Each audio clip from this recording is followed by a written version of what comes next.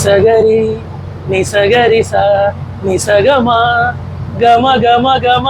നമുക്ക് ഫുഡ് എന്ന് പറയുമ്പോൾ തന്നെ ഉസ്താദ് ഹോട്ടലാണ് ഓർമ്മ വരുന്നത്. പക്ഷെ നമ്മൾ ഉസ്താദ് ഹോട്ടലിലല്ല, തിലക്സ് ടി ഓൺ പാരിസ് റോഡിലാണ്. ഇവിടെ കുട്ടികൾക്ക് നല്ല ഇഷ്ടപ്പെടുന്ന ഒരു പുതിയ വിഭവമായിരുന്നു വന്നേക്കുന്നത്, ബ്രെഡ് മസാല. അതെങ്ങനെ ഉണ്ടാക്കാമെന്ന് ഞാൻ കാണിച്ചു തരാം. നമ്മുടെ ചെഫ് ഉണ്ട്, തോഹിദ് ഇവിടെ ഉണ്ട്. തോഹിദ്, അസ്സലാമു അലൈക്കും. തോഹിദ് ഒന്ന് പറ, എങ്ങനെയാണ് കൈസ ബനത है? हिंदी में बताना। ब्रेड मसाला भी बना रहा हूँ। ओके।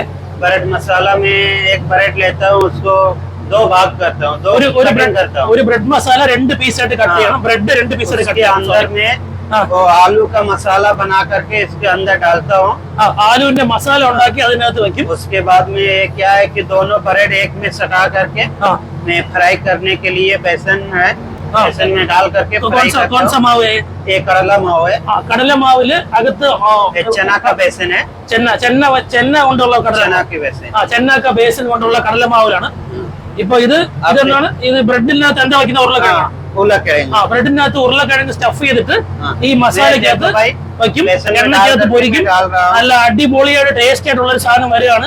കൊച്ചു പിള്ളേർക്ക് അമ്മമാര് വീട്ടിൽ ഉണ്ടാക്കി കൊടുക്കാൻ പറ്റിയ ഒരു സാധനമാണ്. സ്നാക്സ് ആയിട്ടും കൊടുക്കാം.